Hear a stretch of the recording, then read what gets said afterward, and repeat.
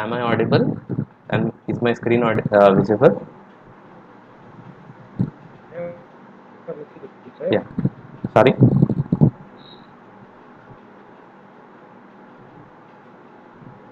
Audible and visible, sir. Yeah. Okay. Thank you.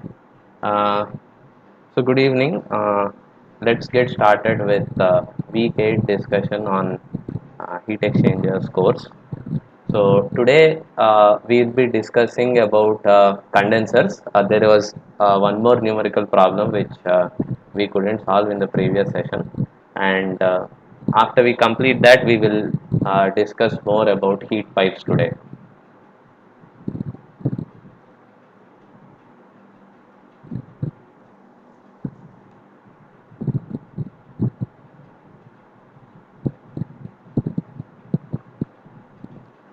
So before I go to surface condensers once again, I just want to uh, delineate in-tube condensation and surface condensation. So last week, what we were discussing was mostly predominantly or fully, I can say, that condensation process was happening outside the tube. So the temperature of the wall or the temperature of the outer surface of the wall was less than the saturation temperature of a particular fluid which was flowing on top of it. So as a result, we had discussed about drop-wise condensation, film-wise condensation, laminar and turbulent condensation regimes. So, but there could be another phenomenon where condensation process can happen inside the tubes and not on the outer surface. So, if the temperature of the inner wall of the tube is less than the saturation temperature, so obviously the fluid flowing inside will start condensing.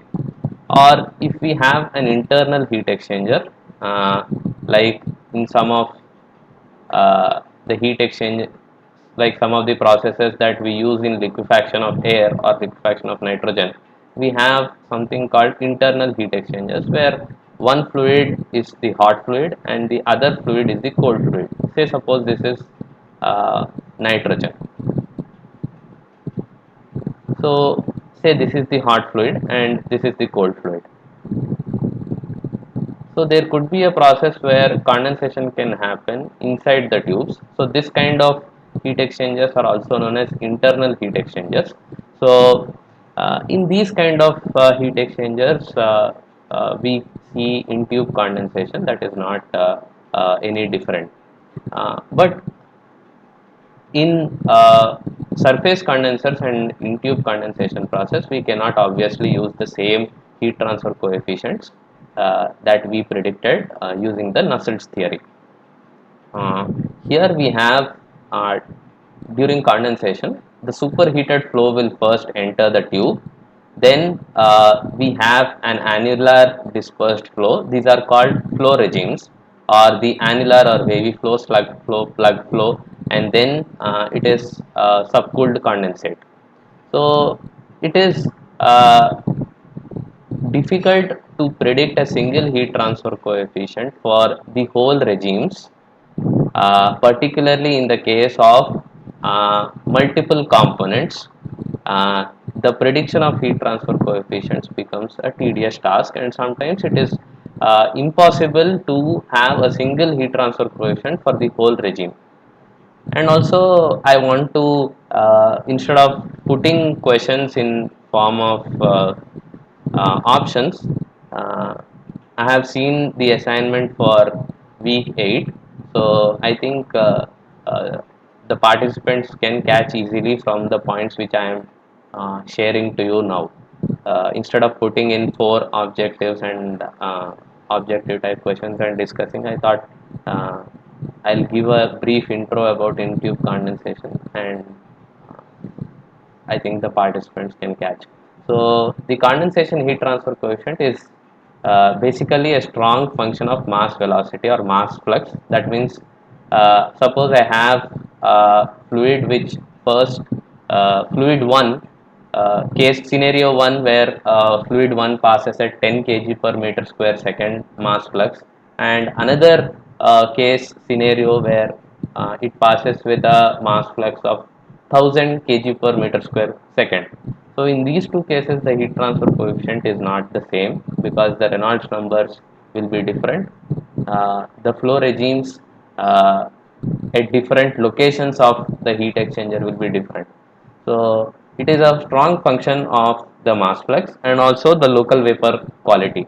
So if we see the quality of the fluid is more than 1 because it is superheated vapor, it is less than 1 in this zone, and once it goes here, the vapor quality is totally different, it is less than 1.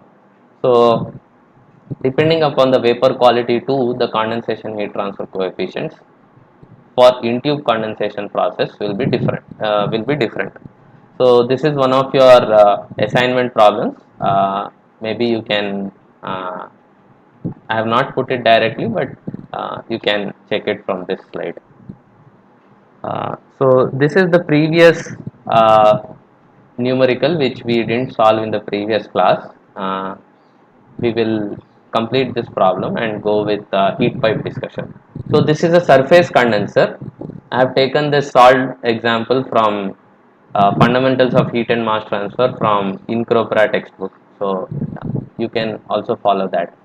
So I have a steam condenser which has an array of 20 by 20 tubes because it is a square array. So totally I have 400 tubes, 20 by 20, each having a diameter of about 6 mm, and it is exposed to saturated steam at a pressure of 0.15 bar, and the surface temperature is maintained at 25 degrees Celsius. I want to know the rate at which the steam is condensed per unit on the length of tubes. So other properties such as latent heat of vaporization and saturation temperature of water, all other properties are given, and also the heat transfer coefficient per tube, average heat transfer coefficient you can take per tube is given by this formula. So I'll give you a couple of minutes to try this out. We'll then go into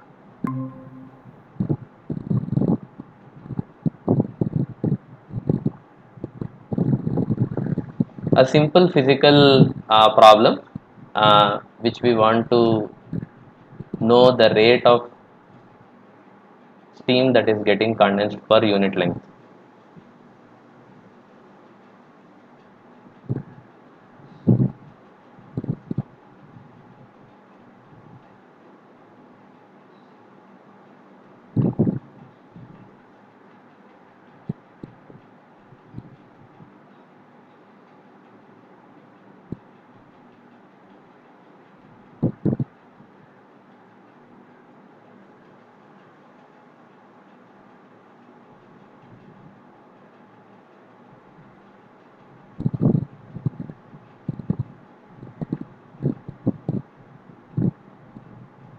So condensation is bound to happen because the surface temperature is at 25 degrees Celsius and the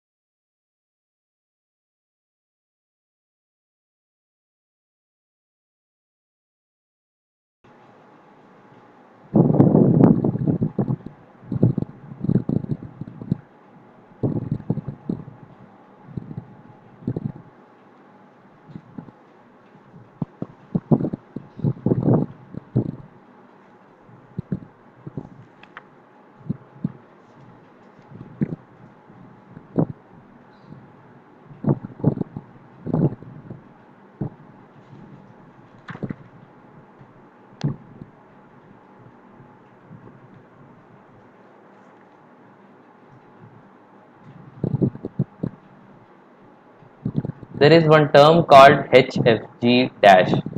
It is the Rosenhaus correlate from Rosenhaus correlation. HFG dash is defined like this. HFG is HFG plus 0.68 into CPL into Tsat minus Ts.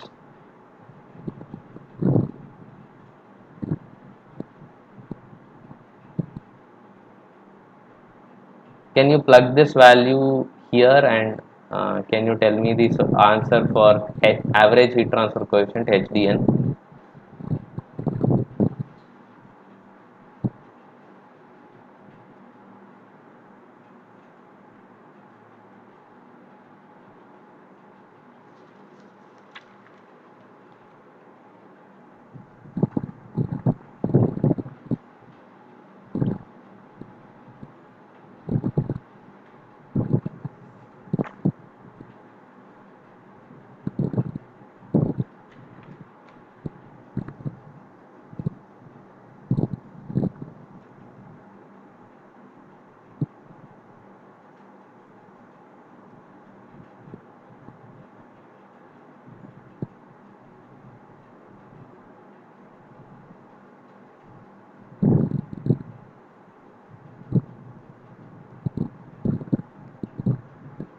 Data is not available, sir. Please show the screen of data. Okay. The screen.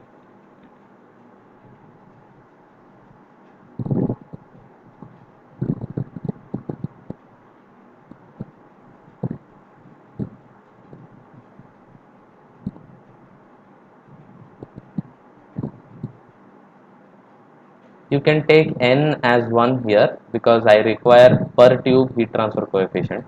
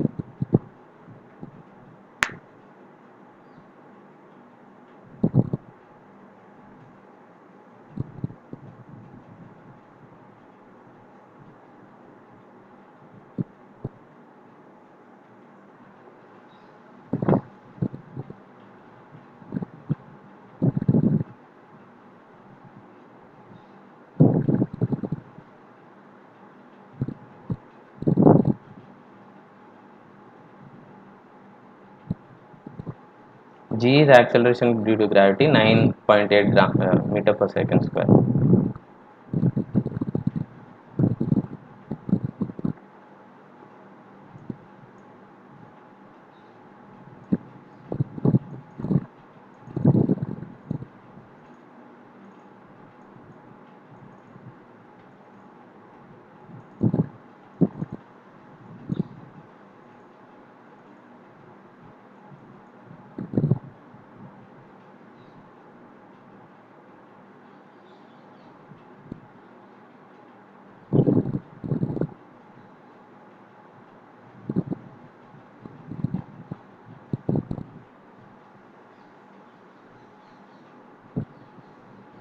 Is it 1382? No, it should be, it is around 5000.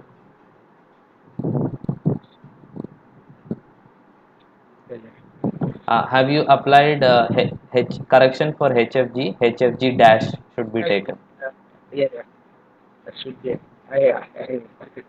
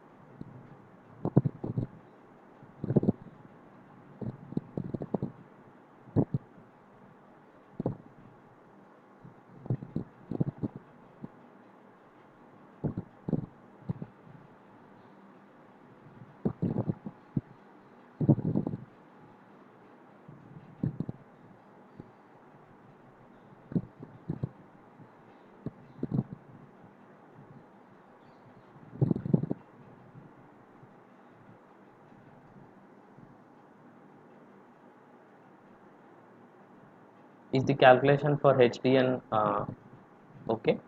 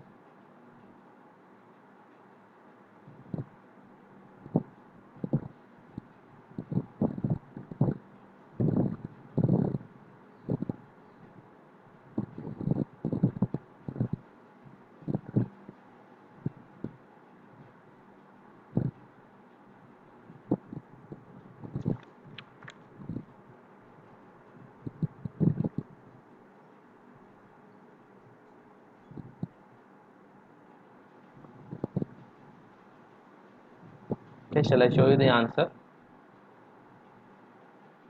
Numerical I mistake has can. been done. Okay, fine, Yeah, fine. yeah. This formula is for the average heat transfer coefficient considering n tubes.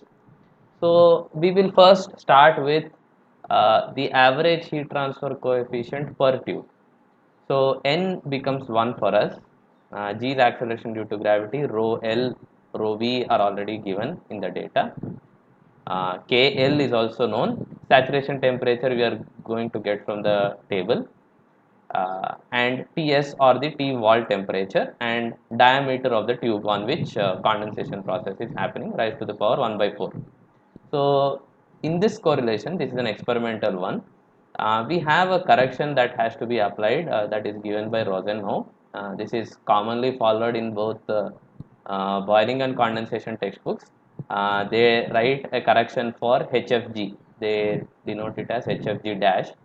That HFG dash is nothing but HFG plus 0.68 times Cp into delta T. Uh, wall superheat, that's what we call.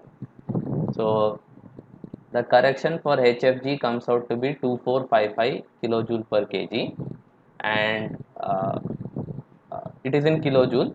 So if we plug the values back into HDN dash, that is the average heat transfer coefficient per tube, we get average heat transfer coefficient as 5194 watt per meter square Kelvin.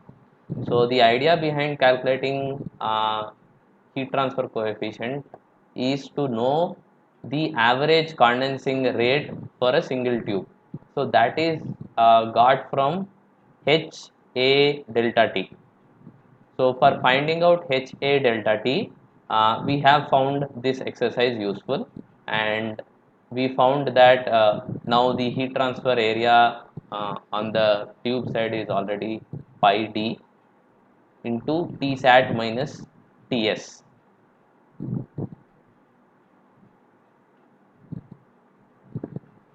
I didn't write wantedly L because the heat transfer rate is actually H A delta T by HFG dash. This will become the average condensing rate for a single tube, and I should write that per unit length. So it is asked in the question that it is already per unit length of tube. So I did not write pi dl. Directly I wrote pi d, taking length as unity. So I get the mass flow rate to be average condensing rate to be 1.16 into 10 power minus 3 kg per second. So for complete array of tubes, I get that the mass flow rate is number of tubes, that is, because it is a square one, I have 20 cross 20 into m dot per cube. That is what we got here. So it is 0.464 kg per second. I wrote meter, that is wrong, pardon me. Oh, that is fine. Uh, per meter. So it should be there, meter should be there.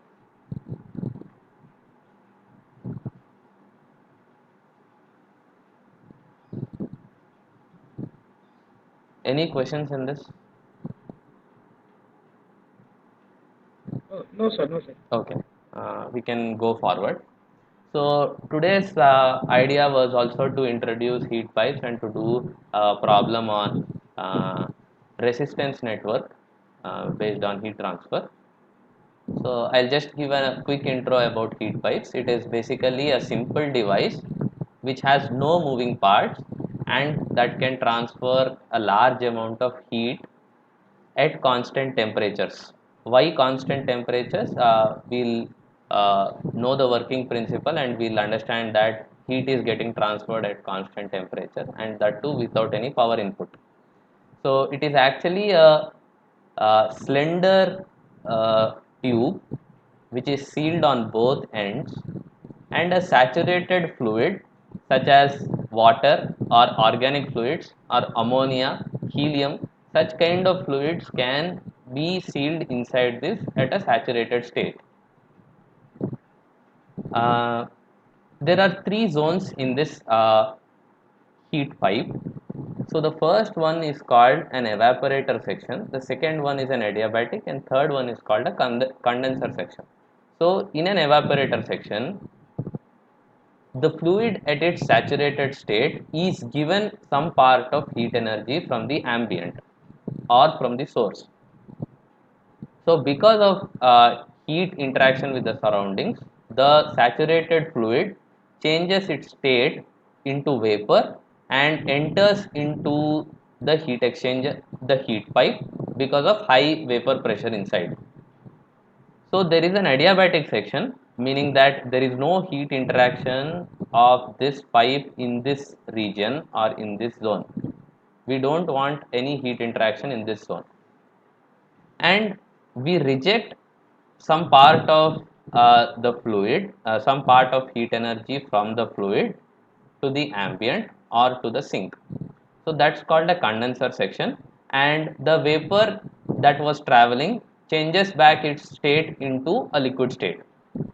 And because of the capillary action, the heat pipe's inner walls are having some grooves or wick, so that it participates in uh, transferring this liquid back to the vapor section, uh, this fluid in the condenser section to the evaporator section. So this is how the basic heat pipes work. uh, I also want to highlight on few numbers or the heat loads which these heat pipes can uh, handle. Because these processes are obviously boiling and condensation process, these are having extremely high heat transfer coefficients. So to give a typical number, a 15 centimeter long copper pipe which is only 0.6 mm in diameter. 15 centimeter is our short scale in engineering drawing, and 0.6 mm in diameter. So this operating with saturated water can participate in removal or transfer of 300 watts. That's quite a huge amount of heat transfer in such short space. So can anyone say what is the speciality of using these kind of heat pipes in space applications? Without any moving parts, automatically the condensation will occur. Good. That is one good point. Any other point?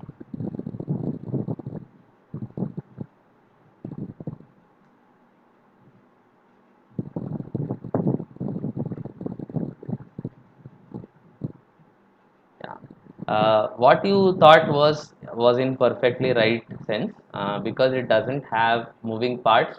Uh, there is no need of balancing concept if we use uh, these kind of heat pipes in space applications. So the concept of balancing does not arise. Otherwise, we need to put a counterbalance and make the satellite to be in its own space, in its direction. The other one more advantage is that the processes, that is evaporation, boiling and condensation, under microgravity conditions is completely different than what we observe on the surface of Earth. So we do not know if these if we use any other heat exchanger, suppose a finned tube heat exchanger, plate fin heat exchanger, etc. Those are obviously driven by compressors or pumps. So that is one problem. If we use a compressor, we need to balance it. One more thing, that is one problem. The second problem is the we do not know the of course we need to predict the performance of these finned tube heat exchangers or plate fin heat exchangers under microgravity conditions. But here we have this kind of heat exchangers, that is heat pipe, can work in any orientation, in any direction. Of course, there is some aspect of pressure drop that we need to consider, that we will be seeing in the subsequent classes. But even in microgravity conditions, these type of heat exchangers work. That's the point which I want to drive. uh, I just want to uh, I just want the participants to see this question and answer me. Which of the following assumptions are made for simplified analysis of heat pipes?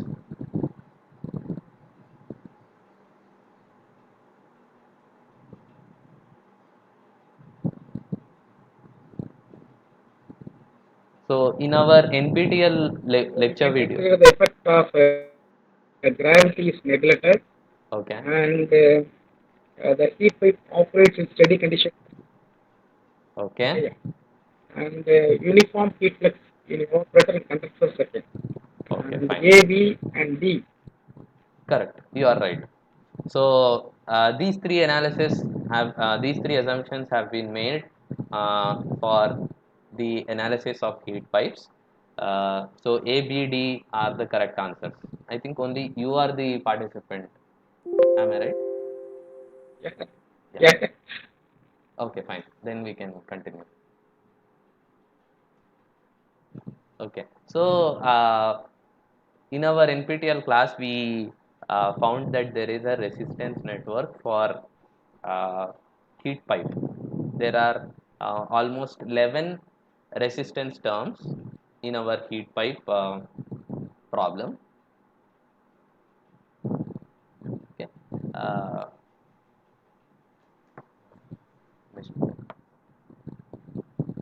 there are 11 resistance terms that are involved in the heat pipe problem. So, with that basis, there is a problem that I took from one of the textbooks. I'll give you the reference to. We have a simple copper water heat pipe, which is 6 centimeter long and is enclosed in a silicon casing as shown. The inner and outer diameters are given, and these are some of the thermal resistances at the contact. So this is the figure which the textbook was referring to. This is the cross-sectional view B, and the evaporator section is in silicon casing. This is an adiabatic region, and this is the condenser section. So the diameter of the vapor space is also given to be 4 mm. The evaporator and condenser lengths of the heat pipe are also given, and we have a 500 mesh copper screen which acts as a wick in this heat pipe. The evaporator of the heat pipe is embedded in a silicon casing. The contact resistance between the heat pipe and its casing is 2 into 10 power minus 5 meter square per degree Celsius per watt. The condenser is immersed in a stream of liquid, and the convective heat transfer coefficient is also mentioned. If the liquid is at 10 degrees Celsius, that is the condenser part, and the heat pipe is operating at a heat transfer load or heat transfer of 2 watts, what is the end temperature or the silicon casing temperature? Because it's a the evaporation will have happen at a constant temperature, so the whole silicon casing will be at a constant temperature. So I suggest you to first draw the resistance network that was mentioned in our video lectures, and then uh, I would suggest you to assume that the vapor liquid interface resistance and axial resistances are negligible.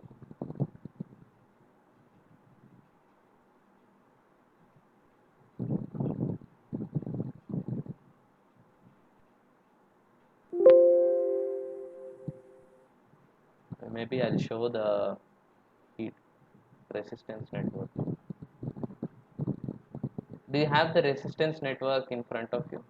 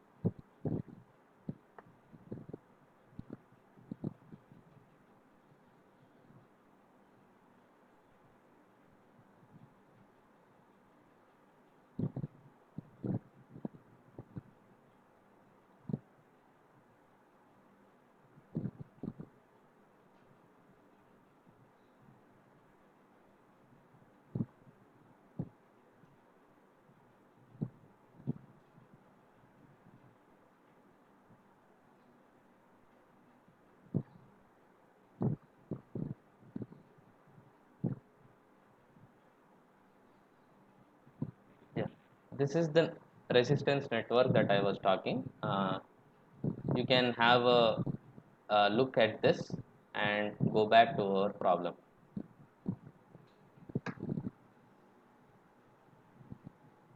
Once you have a closer look at this network, I'll just inform me. I'll change the screen to the question.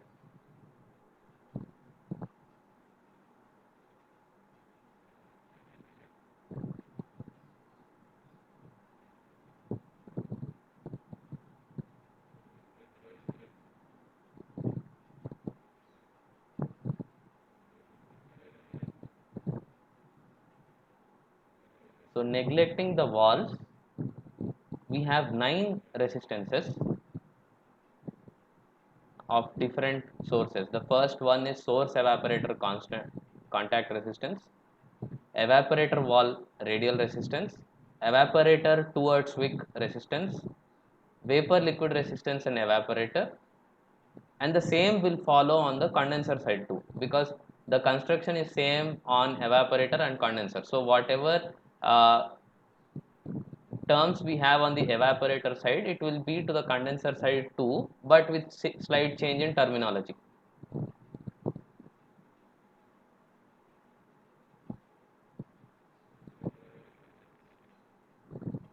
Sir, one personal question. Yeah. Like evaporator, we have to place the wick in the condenser also. Yes, the total yeah, the total heat exchanger has wick inside it, Yeah, yeah. So because in evaporator section we are having wick, and if is it possible to place a wick on the condenser also? yes, we have to, we Yeah, should make sure that the fluid condenses, and because of the it wick comes to only it will travel towards the evaporator side again. okay, okay. uh, in our day-to-day activities, we might see that uh, our in our Deepavali lanterns, oil lamps, we dip a cotton thread and put fire on it. So that comes out of this wick because of capillary action. The same thing for all fluids can happen, because it has, every fluid has surface tension. So that surface tension concept is responsible for this wicking action or capillary action. So your Okay. doubt was, can we have wick all throughout the length or only a part of the heat exchanger? It will be throughout the length of heat exchanger, from condenser side to the evaporator side fully. Okay. Okay.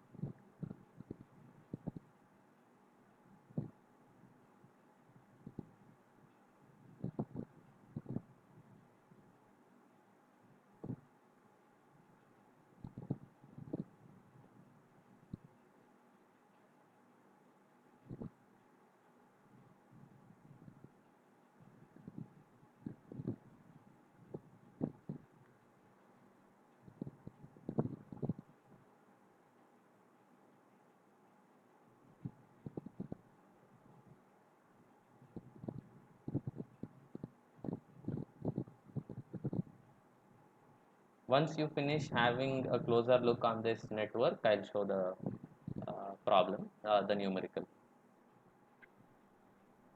Once Correct. it is finished, just give me a feedback that we can go change the screen.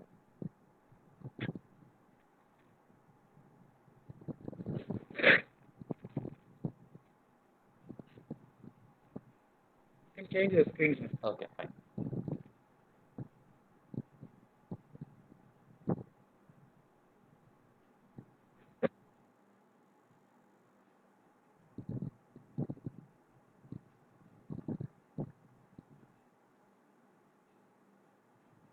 Yeah. So based on that heat exchanger network, we have to solve this problem. And to make our calculation, numerical calculation easier, we got few resistance terms which can be neglected from our equation. So the liquid, vapor liquid resistances can be neglected. That is first point. And the axial resistances can also be neglected. That is the resistance due to the valves. So even they can be neglected.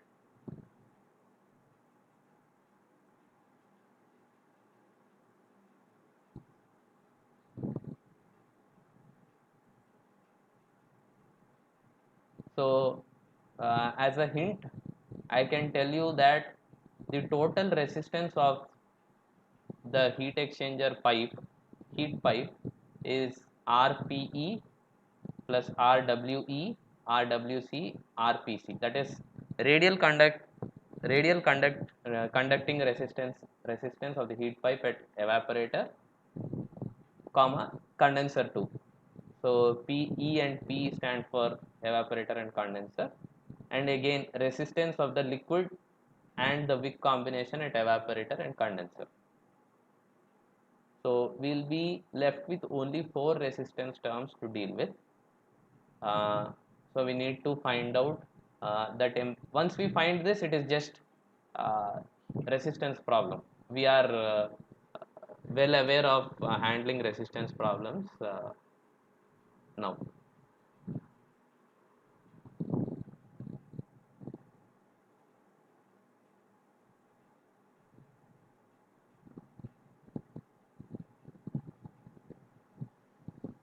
We can write Q is equal to delta T by R total.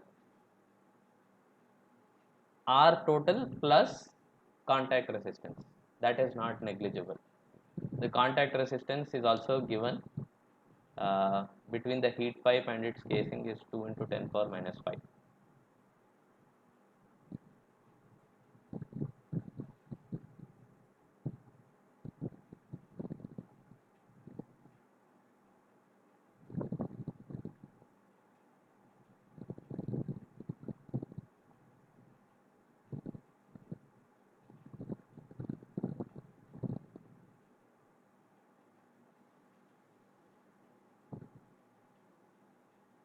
Okay, we'll go step by step. The first one is radial conducting resistance of heat pipe at evaporator. So this is nothing but a cylinder.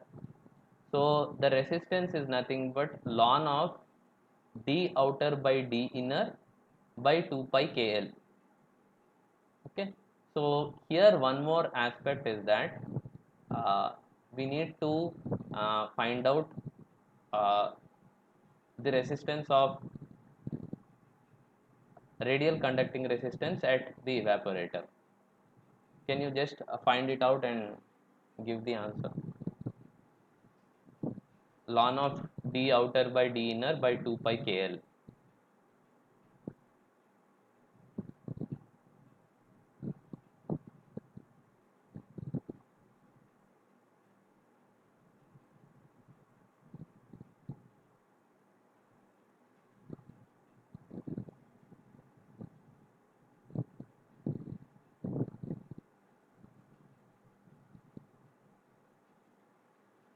Di and do are given 5 mm and 6 mm respectively. So numerator term is known, ln of di by do by di. I am sorry.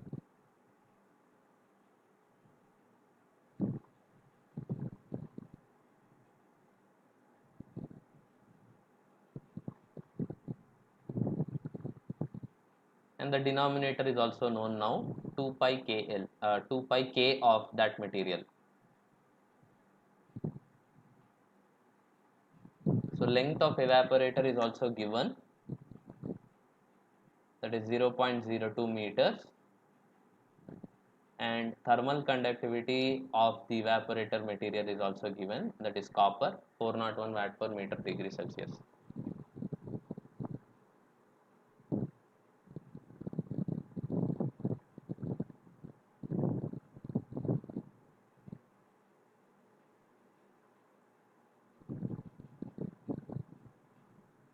Any answers?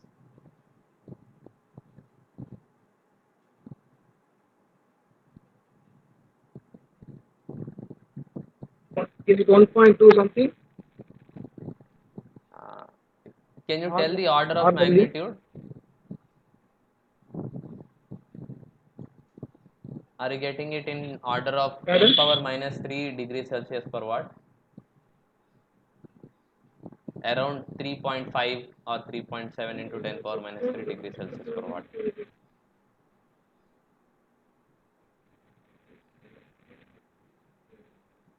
No, sir. Okay. Was it a numerical error? Yeah, numerical. All of the things are correct. There is a numerical error. Okay. Maybe length Mistake. or Yeah, thermal conductivity. diameter. Okay. Diameter. Diameter D, around the like DO is 0. You can take the ratio. So it is 6, ln of 6 by 5 divided by 2 pi kl.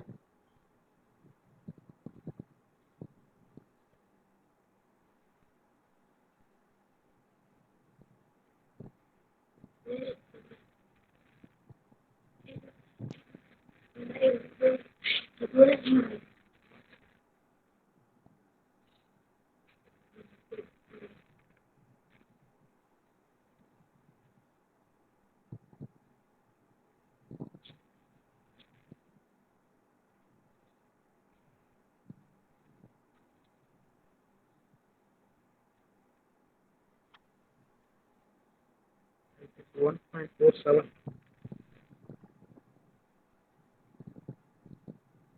Correct. 1.47 is coming.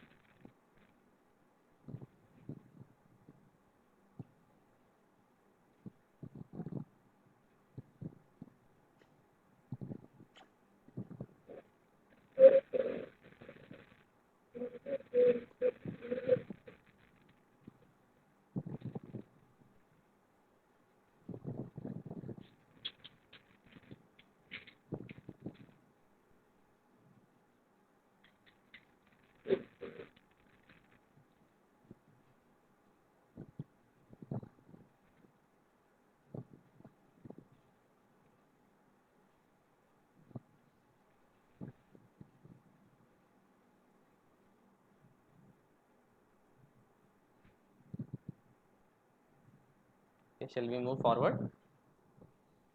Oh, wait a minute, sir. Wait a minute. Okay.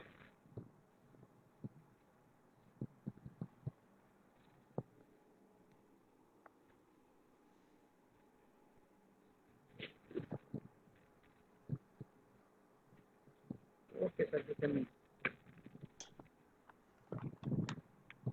Is there a calculation mistake?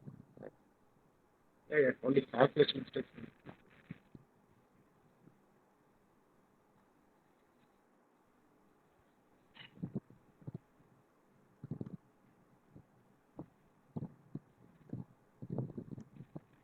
Yeah, it is a calculation mistake. I have rechecked it once again. It is 3.618 into 10 power minus 3. Yeah, the value shown in the screen is correct. Degrees Celsius per watt.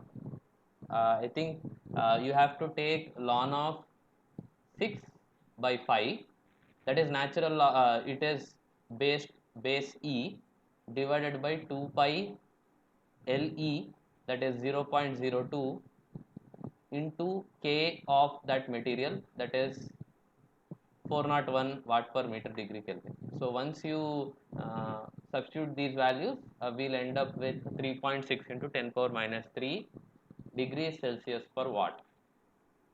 So the next term, that is uh, resistance of the liquid weak combination at evaporator. I'll show this one to you. So to find that one out, we are going to use this formula. Ln of di by d wall. Remember, it will be on the inner surface of the heat exchanger. So di by d wall divided by 2 pi into length of evaporator times K effective. So this K effective is something that we are going to get from void fraction model. This is from a model which involves void fraction, that is given by epsilon. So to find out epsilon, we'll write epsilon as 1 minus pi n dw by 4. So what is this n? We are given that a 500 copper mesh with a wire diameter of so and so inch is there in the inside of the heat exchanger. So we have n as 500 mesh size per inch into 0.00085 by 4. So the void fraction comes out to be 0.66. So once we get this void fraction, we substitute back in this K effective formula to find that K effective is 1.205. KL is known, that is KL means thermal conductivity of the fluid that is involved, that is water here. KL is known now, 0.603 watt per meter degree Celsius. K evaporator or K wall, they are the same. So Kw is known. Epsilon is also known, that is 2 by 3 or 0.66. So once we plug in these values of K and epsilon, KL, Kw and epsilon, we get the effective thermal conductivity of 1.205 watt per meter degree Celsius. So once we find out K effective, we are good enough now to find out R RWE, that is resistance at the liquid and wick combination.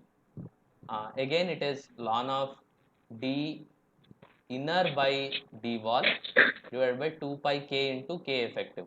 To find out k effective, we have followed this procedure for everything. Otherwise, the formula is quite straight away simple. Ln of di by d wall, because di we have taken because it is there on the inner surface, divided by 2 pi k l is also known, and k effective.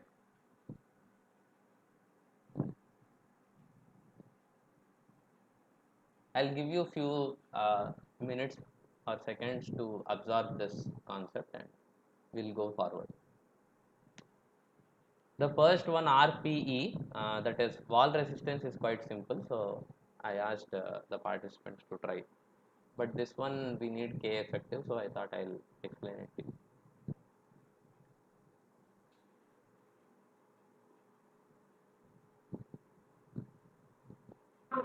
If epsilon is nothing but the porosity of the wick, I think it is That's the porosity of the wick. void fraction. Yeah, porosity. Yeah, yeah, white.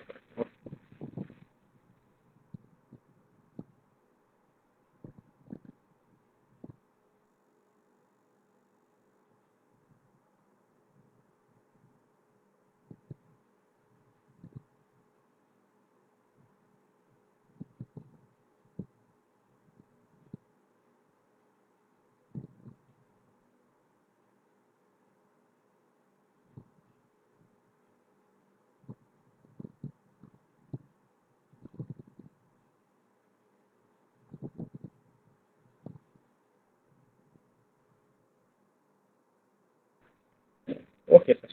Okay. So I have also mentioned one point, that the resistance network which we are going to get uh, is similar on the evaporator and on the condenser side. So we have these four terms, RPE, RPC, that whatever we have calculated. The same thing will hold for RWE and RWC, that is on the condenser side.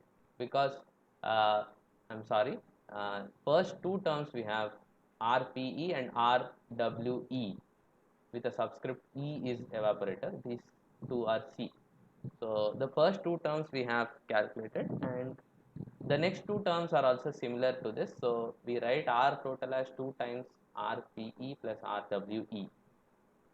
So we find the R total as 2 times sum of uh, this value and this value, and get the R total as 2.956.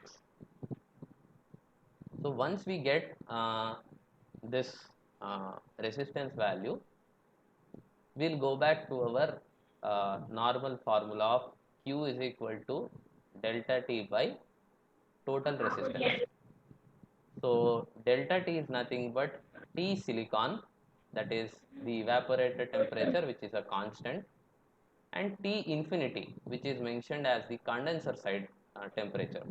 So T silicon minus T infinity is our delta T, divided by R total. This is due to the heat exchanger resistance network, and these two terms come up as contact resistance terms.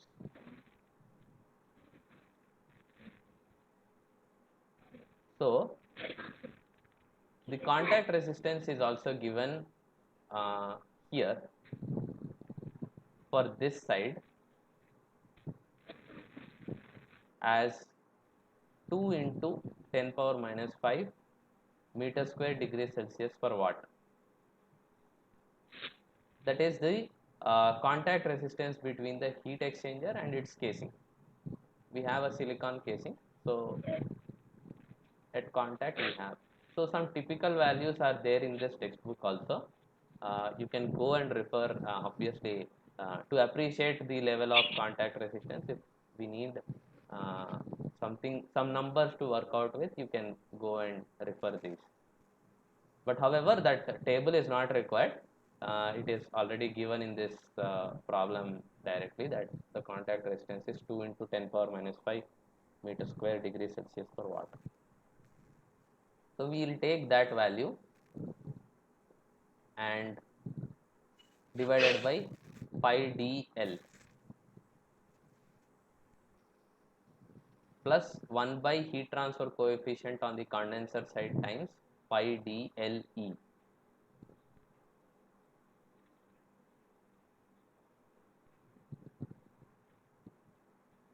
R total value is known. Contact resistance is also known in the question. Pi dole. It is just we need to substitute these values in this numerical.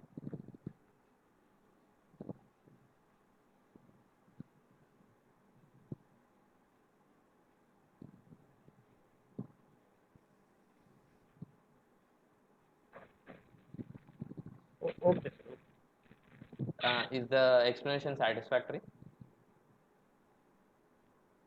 Satisfied, sir. Yeah. Satisfied. Okay. So if our participants are interested to know more about heat pipes, I have found one good textbook. Maybe you can appreciate it. Thermal Design, Heat Sinks, Thermoelectric Heat Pipes, Compact Heat Exchangers, and Solar Cells, written by S.H. Lee, John Wiley and Sons Publications. So, if you are interested to know, this is mostly on heat pipes and compact heat exchangers. So, if you are interested, you can go through that textbook also. So, I have taken this numerical from that textbook. Uh, and these are our regular references. One more point I wanted to inform. In week 7, last week one of our participants was asking that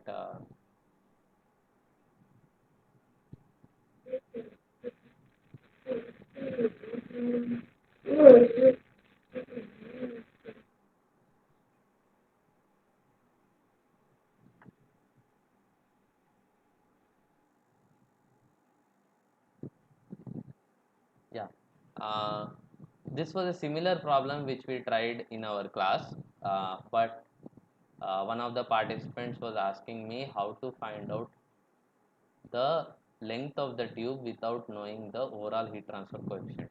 So this was an surface condenser. We knew the average heat transfer coefficient on tube side. This is the similar problem, similar expression which we solved in the class. So on tube side, we know the heat transfer coefficient, but the participant was asking me, we do not know the heat transfer coefficient on the shell side. So uh, there was a trick here that to neglect the tube and steam side film resistance. That means during condensation, uh, the inner tube isn't going, the fluid flowing in the inner tube isn't going, doesn't have high heat transfer coefficient that we are calculating. So on the steam side, because it is undergoing condensation, the heat transfer coefficients are so large that the resistance will be so small. So as a result, what happens is the tube side heat transfer coefficient can be taken as the overall heat transfer coefficient. So if you take the overall heat transfer coefficient as the tube side heat transfer coefficient, we are good enough now to solve q dot is equals UA LMTD. The area term or the length term is going to come from that expression. LMTD is also, we are also going to calculate LMTD. So from that expression, we should be able to find out the length. Is that okay? Okay, okay, sir. Okay. Any other questions in this class? No, sir. Completely satisfied. Okay. Then I'll end the session here. Thank you for your attention. Thank you. Thank you very much.